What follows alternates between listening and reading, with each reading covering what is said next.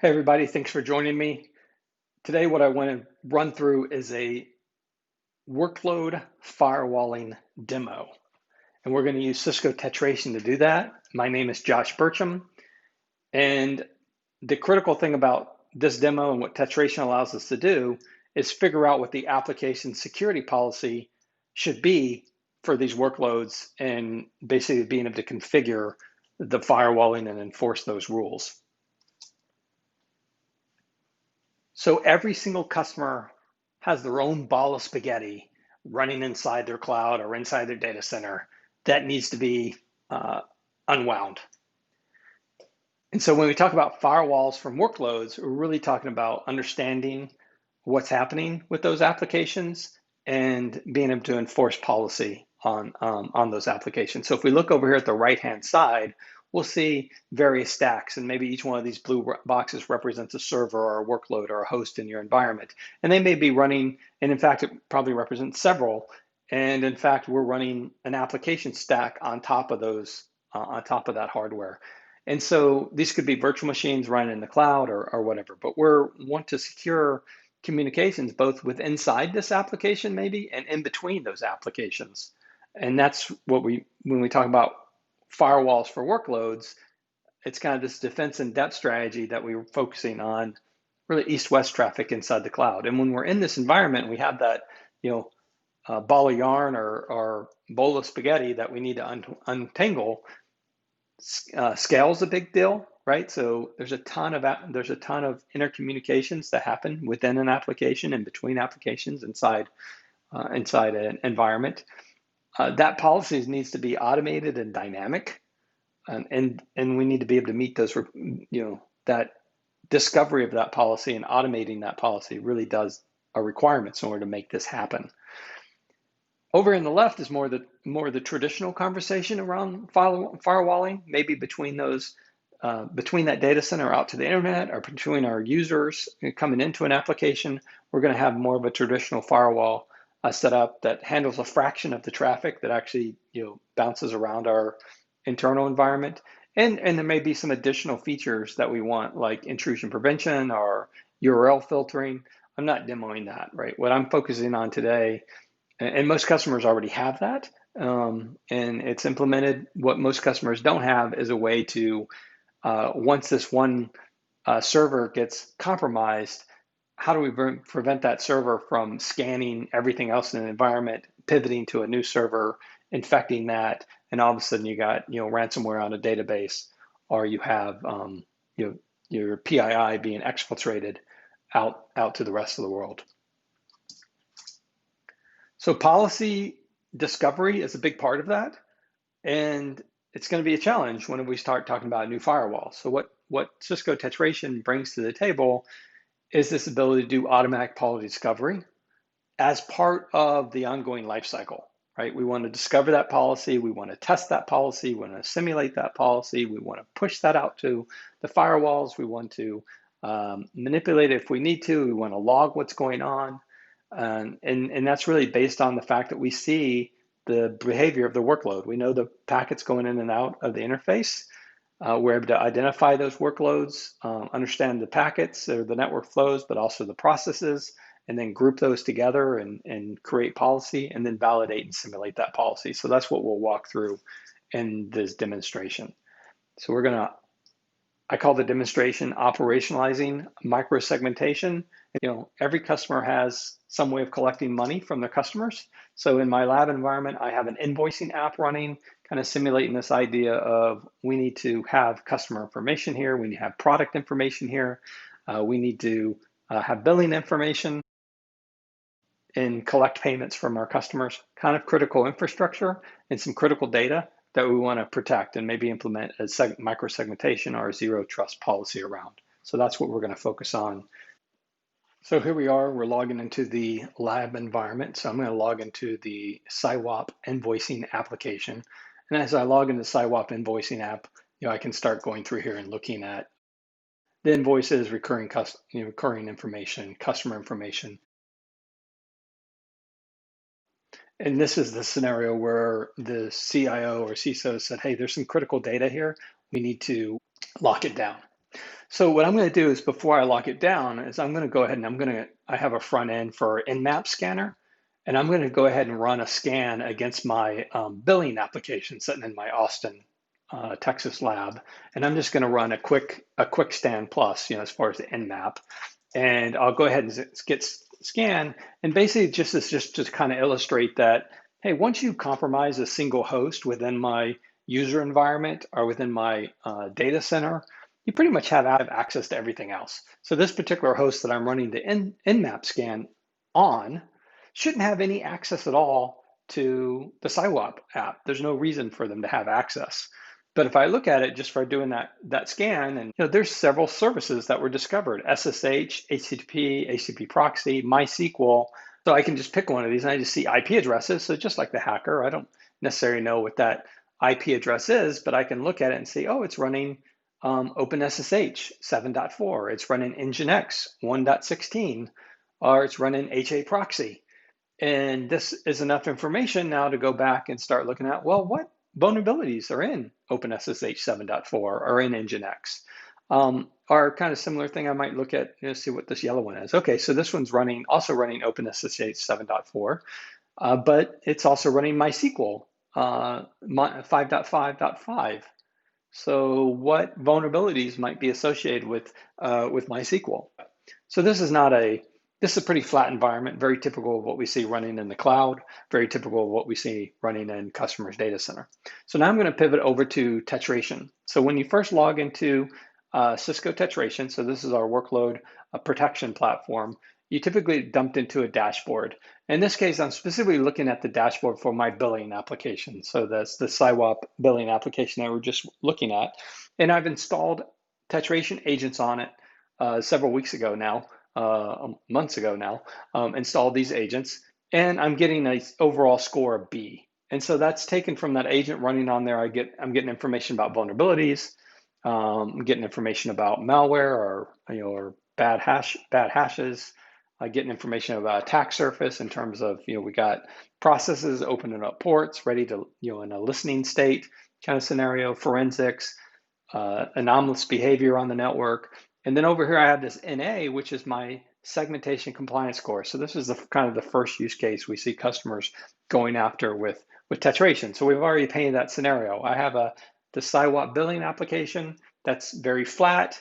I can scan it from machines that shouldn't be talking to it, and I want to segment it. Already started it, so let me just click here.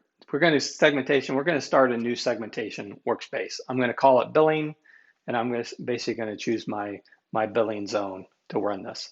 So at this point, whenever I create the application workspace, there is no policy. Well, there's one policy, and that's the catch-all deny any.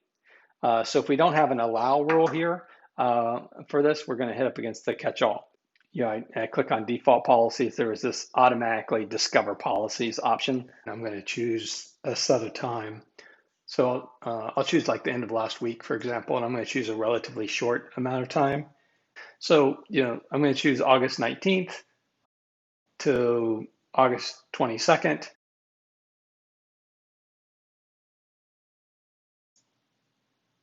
Might do that for fun, just to make sure we get some tight clusters. Let's go ahead and submit ADM. So what I did here is I clicked on that automatically discover policies. I chose a timeline that I wanted to connect. I could have chosen, the entire month or whatever.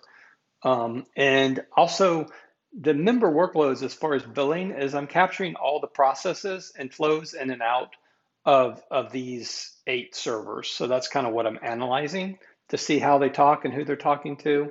And then, I basically just left all the defaults. I did slide the cluster granularity to very fine. Cluster, that's just a big data term for groups. So Tetration is going to take these 8 member workloads and it's going to try to group them together by similarities. And those similarities are going to be basically based on the grouping algorithm or the clustering algorithm, which is based on just flows and processes, which is the default. Then there's some other, kind of nerd knobs and stuff. Let's say you wanted to do app to app type of policy. We could turn off clustering either by sliding this bar over and over to make it coarser and coarser, or actually there's a button down here where I can actually just skip clustering altogether. We're only going to generate policies. So you can think about a zone to zone or an app to app type scenario.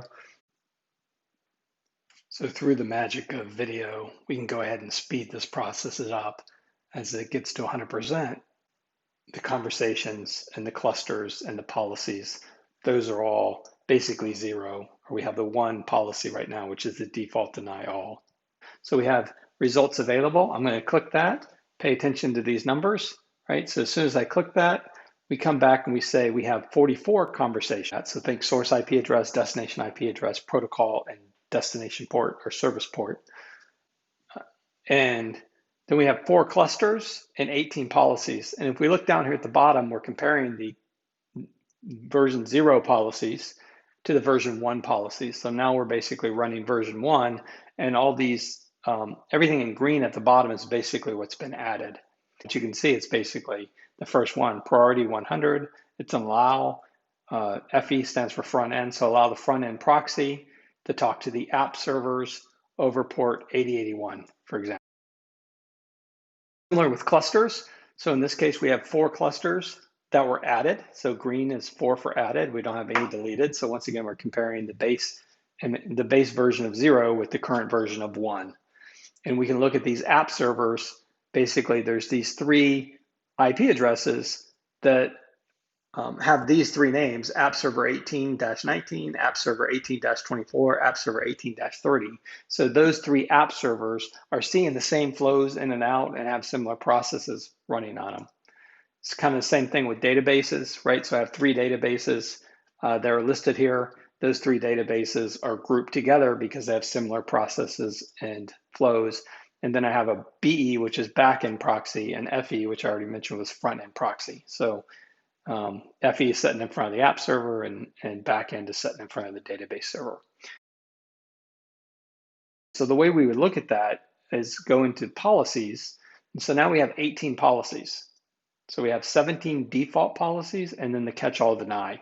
So these 17 policies, those are the ones that Tetration automatically discovered just now by looking at those, whatever it was, 24 million flows, and saying, okay, the FE proxy, it needs to talk to domain services over UDP port 123. Oh, by the way, the backend proxy, the app service, and the DB server also go into domain service over 123. So I'm going to click Start ADM Run, and I'll show you that toggling. So policy compression. So if I slide this to the right, we start getting conservative all the way to very aggressive policy compression. And so what that would do was these policies that I've ran here, where we have all these servers actually talk to domain services over UDP port 123, we could actually collapse those down. And this becomes really important when you start talking about shared services or shared database, et cetera. For this case, I left it at default because I wanted to see all the granularity. We have a similar thing with all these guys have agents on them. So they're reported in the Tetration. Now this is significant. Remember, we have 8 machines. So we see these 4 clusters getting this policy, and we could actually collapse it down into 1 if we wanted to. But these are shown, we already have some consolidation going on or compressing going on, because remember, this app server is actually, so if I click on app servers over here on the right, it lights up. I actually have these 3 different workloads. So instead of having individual IP addresses with individual ACLs, I'm already have kind of this concept of a object group. These 3 servers belong in an object group. These couple ports belong in a services group, right? So I have the services group that allows port 443 and 556 to go. And you'll notice here also that I'm putting these together with a very high level of confidence that Tetration seeing flows and processes, et cetera, to say these belong together. And then if I wanted to kind of dig into those details, I'd click on View Conversations here. And View Conversations is going to take me over to the Conversations tab. And it's going to have this Conversations tab with a filter that says, hey, the app servers, remember that host name, app server 18-whatever. So this grouping is just named app, it comes up after the host name. And that's to talk to basically to Tetration. So this is a Tetration appliance that's in this particular lab. And then we can see there's quite a, the ports and the flows going back again. So conversation is a source or consumer address, a provider address, source and destination address with a protocol and a destination or provider port number. So this .05 is providing that service. And I can dig deeper into that, but that kind of tells you why this particular policy was created. And then, and we can do something similar with clusters.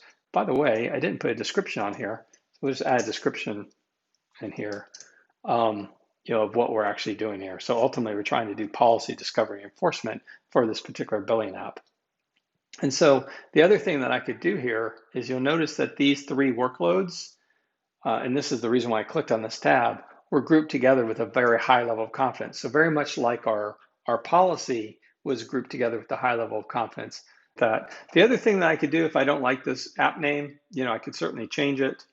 I might want to change the query. So Tetration here is suggesting that these three addresses, these three IP addresses should make up the object group. If I wanted to make this object group a little bit more dynamic, then I could base it on, say, hostname. If the hostname includes app server or app server-18, Tetration is basically saying that would put these things together. And then if you add an app server number 4 later on, app server number 5, it would automatically be brought into this particular object group and automatically get the policy.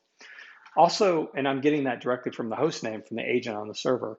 I also have some additional information here with an asterisk here. I'm getting that from my orchestration system via the API and kind of integration that we have going on. So I could say if a function, so you could think about like an app tier or a function, or different folks call it different things. But if the function contains SIWAP app, or the app tier contains app server, et cetera, I can start using those to group my things, to group my different objects together, right? And that's just as simple as, we're going to update this.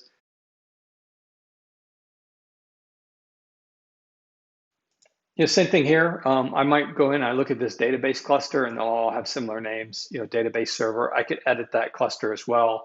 The other thing that I can do that happened automatically up here is I can approve it. So I can approve it, and that's going to say, hey, I like this cluster. It makes sense. All my database servers, Tetration found and put them together. All my app servers, Tetration found and put them together. I'm going to head and improve those because I might want to run additional application dependency mapping in the future. I maybe want to refine that policy, mess around with some of those switches or toggles and see what changes. But I really like what Tetration has done with this grouping. So I'm going to go. So I think we kind of covered policies and kind of went through that. We can dig into that a little deeper if we wanted to. For example, the database policy. The other thing that we could do is we could create an app view of this one. So let's say we wanted to communicate this with the app team. So we might come in here and say, for example, we have the app servers, and we want to know, who's talking to our app servers and what are our app servers talking to. So our app servers are talking to the backend proxy. Well, who's the backend proxy talking to, right? Oh, the backend proxy is talking to these database servers. Okay, well, who else is the database servers talking to? And kind of go through that scenario. What's this one way down here? Oh, the front end proxy, right? Well, who's talking to the front end proxy? We might want to know that as well. So I'll drag these around, make it pretty real quick. But we have this idea that if we look at this, we have users coming in, and users are talking to the front end proxy server. That front end proxy is talking to our app server, and the app server is talking to the back end. And then the back end is talking to the database. By the way, everybody's talking over here to Tetration cluster. Everybody's talking to port 123. And then you also notice that these arrows are unidirectional, right? I have a one-way direction going in on port 80 for my users, and a one-way directional arrow going from my front-end proxy on port 881. The front-end proxy doesn't provide any services back toward the app servers, right? It's all one way. I can go over here and I can do photo enforcement policies. So just looking back over today, I've seen, I have permitted traffic, rejected traffic. Earlier, when I actually did that nmap scan, we see the spike in traffic. That was actually the nmap, but it was all permitted at the time, right? Because, I had the agents installed, they see the traffic, but they're not doing anything with it. At this point, what I'm going to do is I'm going to click enforce policies. And I'm going to click the latest version of the policies. And the reason for this action is that I am going to, okay, we'll call it policy discover and enforcement demo. That works for me. This works. We'll just put it in here over and over again. And we're going to accept and enforce. And now what's going to happen here is Tetration is going to put basically plant a flag. And now we're enforcing policy version 1. And this policy is going to be enforced on those particular workloads. And so what we can do, so I'm going to click on App Server, and we're going to go to the workload profile for that one of these app servers. So this is one app server. It's got the enforcement agent turned on, right? And it's all up to date and configured. And we could look at things like long-lived processes. So if I come over to the Policies tab, this is what changed when I clicked on the enforcement. So basically, I've inherited some policies here. So I have an action drop on the outbound. And if that outbound is going to be talking to Google DNS, I don't allow that. So basically any traffic to Google analysis, I have an InfoSec policy that blocks that. So there's actually some hierarchy inside of Tetration. And then I have some allow rules like my orchestration system, Guacamole, I want to make sure they hit. And as I scroll down, you'll start seeing things that you maybe recognize. So this particular server is allowed to talk to the app servers are allowed to talk to the backend proxy, and that's an allow action as long as it's 3306. We're going to allow that to happen, right? And we might have the inverse of that, right? So that was an inbound policy, and here's the outbound policy, right? That maps that up. And then we have our catch-all deny any at the bottom. So there's some hierarchy here where I'm getting some InfoSec policy, and then I'm also getting that specific granular policy being pushed out. So ultimately, if I come back over to this nmap and I go through here and I do the scan again at this point, remember that hacker that shouldn't have had the ability to get to that particular workload. So now I've redone that scan and our application is invisible, at least to this particular guy. And if I go back over to the SciWap app and start to access it, well, I have to log in. So I log back in as a valid user, and I'm able to go in here and peruse the application. So I have microsegmentation turned on. It's locked out to the bad guy, but the authorized users still have access. So mission accomplished, Mr. CIO. We have segmented the SciWap application charter for the bad guy to get to our critical assets. And it took 10, 12 minutes with a lot of divergence and other features that we didn't necessarily have to talk about in order to make the segmentation work.